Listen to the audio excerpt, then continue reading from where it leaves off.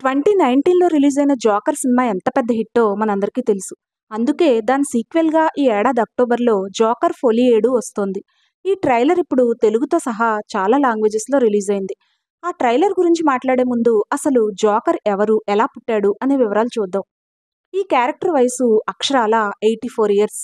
1940లో DC comics వాళ్ళ 'Batman' book కోసం super విలన్‌గా ఈ క్యారెక్టర్‌ని క్రియేట్ చేశారు.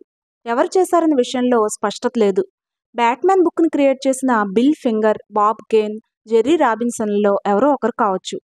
1929లో వచ్చిన cinema 'the man who laughs' అనే సినిమాలోని యాక్టర్ కోన్ రాడ్‌ని ప్లేయింగ్ కార్డ్స్‌లో ఉండే జోకర్‌ని ఇన్స్పిరేషన్‌గా తీసుకుని మన జోకర్ క్యారెక్టర్‌ని క్రియేట్ చేశారట వీళ్ళు. ఇతను సూపర్ హీరో అయిన బ్యాట్‌మ్యాన్‌కి ఆర్క్ ఎనిమీ అంటే ప్రధానమైన శత్రువయ్యాడు ఆ బుక్‌లో. అతని క్యారెక్టర్ సైకోపాథిక్ లక్షణాలతో ఉంటుంది. పేరుకు తగ్గట్టు హ్యూమర్ ఉంటుంది గానీ అది శాడిస్టిక్‌గా అంటే అవతలి వాళ్ళని ఏడిపించడం ద్వారా జనరేట్ అవుతూ ఉంటుంది. సాధారణంగా ఈ సూపర్ హీరో బుక్స్‌లో హీరోలకి, విలన్స్‌కి కొన్ని సూపర్ పవర్స్ ఉంటాయి.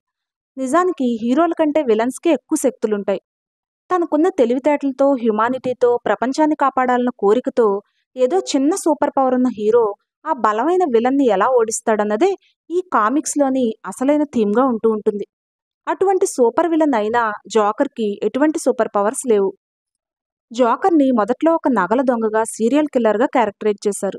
తన క్రియేషన్ అయిన జోకర్ వెనమ్ అంటే విషం ఇచ్చి మనుషుల ముఖాలు వికృతంగా నవ్వుతున్నట్టుగా మారిపోయి అలా ఉండిపోయేలా చేస్తూ ఉంటాడు జోకర్ ఈ స్టోరీలో. ఆ బుక్ తర్వాత ఇతని క్యారెక్టర్‌ని చంపేద్దామని అనుకున్నారు గానీ, అది జరగలేదు. బ్యాట్‌మ్యాన్ సూపర్ విలన్‌గా జోకర్ చాలా కాలం కొనసాగుతూ వచ్చాడు. మొత్తం 12 బ్యాట్‌మ్యాన్ కామిక్ బుక్స్‌లోని 9 జోకర్ కూడా ఉన్నాడు. ఈ కామిక్ బుక్స్‌ని పిల్లలు చదవటానికి వీలుగా తర్వాతి కాలంలో రెగ్యులేషన్స్ రావడం వల్ల ఈ క్యారెక్టర్‌ని కొంత ఫన్నీగా మార్చేశారు. పెద్దగా ఎవరికీ హాని చేయని ప్రాంక్స్ చేస్తూ ఉండే క్యారెక్టర్‌గా జోకర్ కొన్ని రోజులు కనిపించాడు. 1970స్ తర్వాత జోకర్ మళ్ళీ తన ఒరిజినల్ సాడిస్టిక్ హ్యూమర్‌ని జనరేట్ చేయడం మొదలుపెట్టాడు. అతని క్యారెక్టర్‌లో ఇన్సేనిటీని, అతనితో కనెక్ట్ అయి ఉండే ఆర్కమ్ సైకలాజికల్ హాస్పిటల్‌ని 1974లో ఇంట్రడ్యూస్ చేశారు క్రియేటర్స్. ఇక జోకర్ బ్యాక్ స్టోరీ 1988లో వచ్చిన comic book 'Batman the killing జోక్'లో కనిపిస్తుంది. ది కిల్లింగ్ జోక్ అనే పదంలోనే చాలా లోతైన అర్థం ఉంది. చంపేసేంత గొప్ప జోక్ అని, నిజంగా చంపేసే జోక్ అని, ఒక హంతకుడికి ప్రపంచం జోక్‌లా మారిన సందర్భం అని ఇలా చాలా అర్థాలొస్తాయి. జోకర్ క్యారెక్టర్‌కి, అతని మెంటాలిటీకి ఒక పూర్తి రూపాన్నిచ్చిన, అతని గతాన్ని చెప్పిన ఈ బుక్ చాలా ఫేమస్. అసలు 'బ్యాట్‌మ్యాన్' కామిక్ బుక్స్‌లోనే ఇది హైలైట్ అని చెప్తారు. ఈ బుక్ ద్వారా బ్యాట్‌మ్యాన్, జోకర్‌లు మిర్రర్ ఇమేజ్‌లని ఆ స్టోరీ చెబుతుంది. సాధారణమైన వ్యక్తులైన వీళ్ళిద్దరూ వాళ్ళ జీవితంలోని ఒకే ఒక బ్యాడ్ డే కారణంగా ఎలా ఆపోజిట్ డైరెక్షన్స్‌లో ట్రావెల్ చేసి ఎనిమీస్‌గా మారారో ఇందులో డిస్క్రైబ్ చేస్తారు. తన తల్లిదండ్రుల హత్యకు గురైన ట్రాజడీతో బ్యాట్‌మ్యాన్ సూపర్ హీరోగా మారి ప్రపంచాన్ని కాపాడడానికి పూనుకుంటే, జోకర్ మాత్రం అటువంటి మరో సంఘటన కారణంగా లైఫ్‌ని ఒక అబ్సర్డ్, ర్యాండమ్ ట్రాజడీగా డిఫైన్ చేసుకుని ఇన్సేన్‌గా మారి సినికల్ హ్యూమర్‌ని జనరేట్ చేసి ఎంజాయ్ చేస్తూ ఉంటాడు. ఎంత గొప్పవాళ్లలా, మంచివాళ్లలా కనిపించినా ప్రతి మనిషిలోనూ ఒక రాక్షసుడు, పిచ్చివాడు ఉంటారని, వాళ్ళు బయటికి రావడానికి ఒకే ఒక్క చెడ్డ రోజు చాలని ప్రూవ్ చేయడమే జోకర్ ఫిలాసఫీ అండ్ ఎయిమ్. ఈ ప్రపంచానికి, అందులోని మనుషులకి ఎటువంటి పర్పస్ లేదని, ఇది మొత్తం ఒక పెద్ద జోక్ అని జోకర్ అభిప్రాయం. అతని ఈ ఫిలాసఫీని మోరల్ నిహిలిజం అంటారు. ఈ ఫిలాసఫీని, సైకాలజీని చాలా డీప్‌గా పోర్ట్రే చేయడం వల్లనే 'డార్క్ నైట్' మూవీ అంత ఫేమస్ అయింది. ఈ జోకర్ క్యారెక్టర్‌ని బాగా మెయిన్ స్ట్రీమ్‌లోకి తీసుకొచ్చినవి క్రిస్టోఫర్ నోలాన్ సినిమాలు 'the dark knight' and 'the dark knight rises'. ఇవి జోకర్ ఫిలాసఫీని ఎంత పాపులర్ చేశాయంటే అతనికి ఒక కల్ట్ ఫ్యాన్ బేస్ ఏర్పడడమే కాకుండా అతని క్యారెక్టర్స్‌ని అన్ని ఏజ్‌ల, జెండర్‌ల వాళ్ళు కూడా అడాప్ట్ చేసుకుని సింపథైజ్ చేసే పరిస్థితి ఇప్పుడు ఏర్పడింది. అలా అతని ఫిలాసఫీని క్రియేట్ చేసిన అతని జీవితానికి చెందిన కథ ఏమిటో చూద్దాం రండి. ఇది 'కిల్లింగ్ జోక్' కామిక్ బుక్‌లో డిస్క్రైబ్ చేసిన జోకర్ బ్యాక్ స్టోరీ. నిజానికి జోకర్ ఒక అన్‌రిలయబుల్ నెరేటర్. తన గతాన్ని ఒక్కోసారి ఒక్కోలా గుర్తు చేసుకుంటూ ఉంటాడు. నాకంటూ గతమే గనక ఉంటే అది చాలా రకాలుగా ఉండడమే నాకిష్టం అంటాడు. ఇప్పుడొస్తున్న జోకర్ సినిమాలకి ఇతనిలోని ఈ అన్‌రిలయబిలిటీనే పట్టుకొమ్మ. మనకి తోచినట్టు, నచ్చినట్టు అతని గతాన్ని రాసుకోవచ్చు, తీసుకోవచ్చు. జోకర్ ఒక సాధారణమైన వ్యక్తి. అతని పేరేమిటో బుక్‌లో మెన్షన్ చేయరు. అతను ఒక కెమికల్ కంపెనీలో పనిచేస్తూ, మరో పక్క కమెడియన్ అవ్వాలని ప్రయత్నాలు చేస్తూ ఉంటాడు. కానీ కాలేకపోతాడు. అతనికి పెళ్ళై అతని భార్య ప్రెగ్నెంట్‌గా ఉంటుంది. ఆమెని చూసుకోవడానికి డబ్బులు లేకపోవడంతో ఇద్దరు క్రిమినల్స్‌ని తన కెమికల్ కంపెనీ గుండా వేరే కంపెనీలోకి తీసుకెళ్లి దొంగతనం చేయించేందుకు ఒప్పుకుంటాడు ఆ వ్యక్తి. అప్పుడే అతని ప్రెగ్నెంట్ వైఫ్ ఇంట్లో జరిగిన ఒక యాక్సిడెంట్ వల్ల చనిపోయిందని తెలుస్తుంది. ఈ వార్త విని విపరీతమైన విషాదంలో కూరుకుపోయిన జోకర్ క్రిమినల్స్‌కి హెల్ప్ చేసే ప్లాన్ క్యాన్సిల్ చేసుకుందాం అనుకుంటాడు. కానీ వాళ్ళు బలవంతంగా అతన్ని తమ కూడా తీసుకెళ్తారు. అప్పుడే వాళ్ళకి బ్యాట్‌మ్యాన్ ఎదురవుతాడు. అతనితో వచ్చిన క్రిమినల్స్ ఇద్దరు చనిపోగా జోకర్ మాత్రం కెమికల్ కంపెనీలో ఉండే వేస్ట్ డ్రైన్‌లో దూకేసి పారిపోవాలని ప్రయత్నిస్తాడు. కానీ ఆ కెమికల్స్ వల్ల అతని శరీరం మొత్తం తెల్లబడిపోయి, జుట్టు ఆకుపచ్చగా మారిపోయి, పెదవులు ఎర్రబడి మొత్తం రూపం మారిపోతుంది. భార్య చనిపోవడం, తన ఆకారం ఇలా మారిపోవడం జరిగిన ఆ ఒక్క రోజు అతన్ని పిచ్చివాణ్ణి చేసి జోకర్‌గా మారుస్తుంది. ఇది అతను తన గతం గురించి చెప్పేది. కానీ నిజమో లేక ఇదంతా తన ఊహో తనకే తెలీదంటూ ఉంటాడు ఒక్కోసారి. అప్పుడే అతన్ని ఆర్కమ్ అసైలంలో జాయిన్ చేస్తారు. అక్కడి నుంచి తప్పించుకుని పోయి కమిషనర్ గార్డన్ని నానా హింసలు పెట్టడం ఆ స్టోరీలోని తర్వాత కథ. ఇలా జోకర్‌కి ఒక సింపథాటిక్ బ్యాక్ స్టోరీ ఇవ్వడంతో అతని క్యారెక్టర్‌లోని ఇన్సానిటీకి జస్టిఫికేషన్ దొరకడం వల్ల అతను జనాలకి మరింతగా దగ్గరయ్యాడు. ఈ కిల్లింగ్ జోక్‌లోని కొంత బ్యాక్ స్టోరీని, the dark knight returns comic బుక్‌లోని స్టోరీని కంబైన్ చేసి 2019లో జోకర్ మూవీని క్రియేట్ చేశాడు డైరెక్టర్ టాడ్ ఫిలిప్స్. ఆ సినిమా కథేంటో సింపుల్‌గా చూద్దాం. ఈ సినిమాలో జోకర్ పేరు ఆర్థర్ ఫ్లెక్. స్టాండప్ కమెడియన్ కావాలన్నది అతని లక్ష్యం. ఒక క్లౌన్‌గా పనిచేస్తూ తల్లితో కలిసి గోథమ్ సిటీలో ఉంటూ ఉంటాడు. కథ 1980స్‌లో జరుగుతుంది. అతనికున్న ఒక మెడికల్ కండిషన్ వల్ల పరిస్థితి ఎటువంటిదైనా ఉన్నట్టుండి ఆపుకోలేని విధంగా నవ్వుతూ ఉంటాడు. ఈ కండిషన్ వల్ల అతను సమాజంలో చాలా ఇబ్బందులు ఎదుర్కొంటూ ఉంటాడు. అప్పుడే అదే అపార్ట్మెంట్‌లో ఉంటున్న సింగిల్ మదర్ సోఫీని చూసి కొంత టైం స్పెండ్ చేసి ఆమెను ఇష్టపడతాడు. ఒకరోజు క్లౌన్‌గా పెర్ఫార్మెన్స్ ఇవ్వడానికి పిల్లల హాస్పిటల్‌కి వెళ్లి తన దగ్గరున్న బొమ్మ తుపాకీని పేలుస్తాడు. ఎవరికీ ఏమీ కాకపోయినా అది రియల్ తుపాకీ కావడంతో అతన్ని జాబ్ నుంచి తొలగిస్తారు. బొమ్మ పిస్టల్‌ని రియల్ పిస్టల్‌తో తన కొలీగ్ మార్చి ఉంటాడని చెప్పినా ఎవరూ నమ్మరు. అదే చెడ్డ రోజు అతను సబ్వే ట్రైన్‌లో తనని బుల్లీ చేసిన కొందరు గూండాలను చంపి పారిపోతాడు. డబ్బులు లేకపోవడంతో మందులు కూడా సరిగా వాడక అతని మెడికల్ కండిషన్ అన్‌కంట్రోలబుల్‌గా మారుతుంది. ఒక స్టాండప్ కామెడీ షోలో ఈ కండిషన్ వల్ల అవమానాల పాలవుతాడు. ఇంతలో మేయర్ క్యాండిడేట్ బిలియనీర్ అయిన థామస్ వేన్ తన తండ్రేమోనని అనుమానం కలుగుతుంది ఆర్థర్‌కి.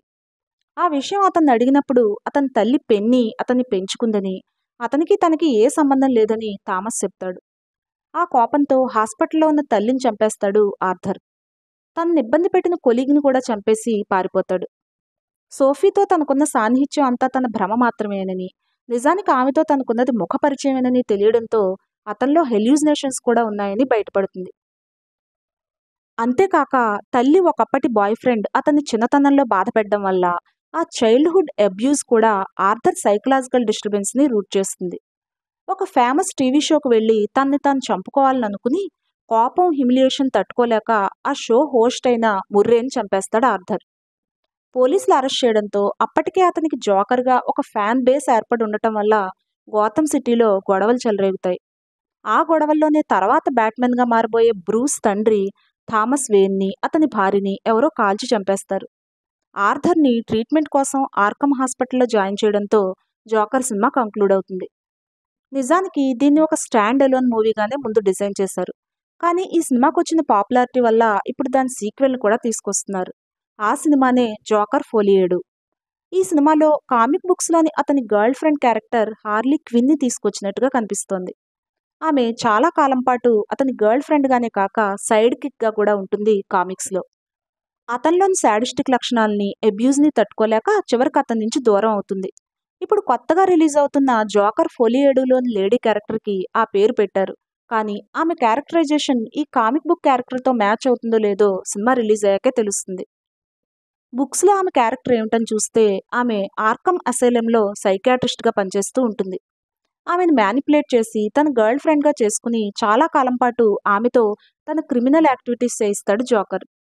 డీసీ కామిక్స్ వాళ్ళవి సెపరేట్‌గా హార్లీ క్విన్ సిరీస్‌లు ఇంకా పబ్లిష్ అవుతూనే ఉన్నాయి. ఆమెది నిజానికి జోకర్ కంటే డార్క్ నేచర్ అంటారు. జిమ్నాస్టిక్స్ ఎక్స్‌పర్ట్ అయిన ఆమెది చాలా అన్‌ప్రెడిక్టబుల్‌గా ఉండే క్యారెక్టర్. హార్లీ ఆరిజిన్‌ని డిస్క్రైబ్ చేసే కామిక్ బుక్ మ్యాడ్ లవ్‌లో ఆమె బ్యాక్‌గ్రౌండ్‌తో పాటుగా వీళ్ళ ప్రేమని కూడా డీప్‌గా ఎక్స్‌ప్లోర్ చేస్తారు. హార్లీ స్ట్రాటజీస్ మీద డిపెండ్ అయి ఉన్న వాడిది రొమాంటిక్ రిలేషన్షిప్ అయినా ఆమెను చాలా కంట్రోల్ చేస్తూ ఇగ్నోర్ చేస్తూ ఉంటాడు జోకర్. ఒకసారి ఆమె బ్యాట్‌మ్యాన్‌ని తన సూపర్ పవర్స్‌తో ఓడించడంతో తట్టుకోలేక జోకర్ ఆమెని విపరీతంగా కొడతాడు. ఆ తర్వాత ఆమె అతని నుంచి దూరంగా వచ్చేసి ఇండివిడ్యువల్ సూపర్ విలన్‌గా ఎవాల్వ్ అవుతుంది. ఇప్పుడు 'జోకర్ ఫోలియేడు' ట్రైలర్‌లో ఏముందో చూద్దాం. 'జోకర్ ఫోలియేడు' సినిమాలో ఆమె క్యారెక్టర్‌కి మ్యూజికల్ టచ్ ఇచ్చి ఉండొచ్చు. జోకర్‌తో ఆమె రిలేషన్ ఎక్కువగా వన్ సైడెడ్‌గా ఉండి ఉండొచ్చు. అప్పటికే ఒక విలన్ ఇమేజ్‌ని, కల్ట్ ఫాలోయింగ్‌ని తెచ్చుకున్న జోకర్‌ని ఆమె ఆరాధిస్తుందని, ఫస్ట్ స్టెప్ ఆమె తీసుకుంటుందని ట్రైలర్ చూస్తే అనిపిస్తోంది. బహుశా ఈ సినిమాలో ఆమె సైకియాట్రిస్ట్ అవ్వడం కంటే ఇన్మేట్ అవ్వడానికే ఎక్కువ అవకాశాలు కనిపిస్తున్నాయి. ఫోలియేడు అంటే ఫ్రెంచ్‌లో ఫాలీ ఆఫ్ టూ అని అర్థం. ఫాలీ అంటే ఫూలిష్‌నెస్ అని అర్థం. మొత్తంగా ఈ పదం ఒక సైకలాజికల్ డిజార్డర్‌ని సూచిస్తుంది. ఒకరిలో ఉన్న ఇన్సేనిటీ దగ్గరతనం వల్ల వేరే వాళ్ళకు కూడా అంటుకుంటే అదే ఫాలియేడు. జోకర్‌కి డెల్యూజన్స్, హెల్యూసినేషన్స్ ఉన్నాయని మనకు తెలుసు. బహుశా అతని మీద ఉన్న ఆరాధన కారణంగా అవి హార్లీ క్విన్‌కి కూడా అంటుకుంటాయని అనుకోవచ్చు. హార్లీ అతన్ని ఎంతగా ఆరాధిస్తున్నా, ఒకప్పుడు మనిషి గుర్తింపు కోసం తాపత్రయపడిన జోకర్ ఇప్పుడు పూర్తిగా ప్రపంచాన్ని ఒక జోక్ లాగా చూసే స్టేజ్‌కి చేరుకోవడం వల్ల ఆమె ఇష్టానికి తగిన గుర్తింపుని ఇచ్చి ఉండకపోవచ్చు. ఆ రిలేషన్ టాక్సిక్‌గా మారి ఆమెను బాధపెట్టి ఉండొచ్చని కొన్ని సీన్స్‌ని బట్టి అనిపిస్తోంది. మొదట్లో షేర్డ్ డెల్యూజన్స్‌తో కలిసి పనిచేసిన వీళ్ళిద్దరి లవ్ హేట్ రిలేషన్‌షిప్‌ని ఒక మ్యూజికల్ బ్యాక్‌గ్రౌండ్‌లో ప్రెజెంట్ చేసి ఉంటారనిపిస్తోంది ట్రైలర్ చూస్తే. అవడానికి సైకలాజికల్ థ్రిల్లర్ అయిన ప్రీ ఎగ్జిస్టింగ్ కవర్ సాంగ్స్ ఇందులో 15 వరకు ఉంటాయని మేకర్స్ చెబుతున్నారు. సాధారణంగా మ్యూజికల్ మూవీస్ లైట్ హార్టెడ్ స్టోరీస్లో ర్యాప్ చేసి ఉంటాయి. కానీ ఒక డార్క్ సైకలాజికల్ స్టోరీని మ్యూజిక్ బ్యాక్గ్రౌండ్తో ఎలా మిక్స్ చేశారో సినిమాలోనే చూడాలి. సినిమాలో ఇద్దరికి చెందిన డెల్యూజన్ హెల్యూజినేషన్స్ ఉండొచ్చు. ట్రైలర్లో చూపించిన సీన్స్ కొన్ని అసలు జరగని ఇద్దరిలో ఎవరికైనా చెందిన భ్రమలు కావచ్చు. సినిమా సెట్టింగ్ చాలా వరకు దాని ప్రీక్వెల్ జోకర్ మూవీలానే కనిపిస్తోంది. ఆ కలర్ గ్రేడింగ్, జోకర్ తాలూకు ఎక్స్ప్రెషన్స్, బ్యాక్గ్రౌండ్ లొకేషన్స్ అన్నీ కూడా. హార్లీ క్విన్గా famous singer Lady Gaga act చేసింది. జోకర్ క్యారెక్టర్ చేసి ఆ క్యారెక్టర్తో ప్రేమలో పడి విపరీతంగా డిస్టర్బ్ అయిన జాక్విన్ ఫోనెక్స్తో ఆమె ఎంతవరకు కంపీట్ చేస్తుందో చూడాలి. 2019 జోకర్‌కి 11 ఆస్కార్ నామినేషన్స్, 2 విన్స్ వస్తే నెక్స్ట్ ఇయర్ 2025 ఆస్కార్‌లని ఈ సినిమా స్వీప్ చేస్తుందని అనిపిస్తోంది ట్రైలర్ క్వాలిటీ చూస్తుంటే. ముఖ్యంగా మ్యూజిక్ హైలైట్ అవుతుంది.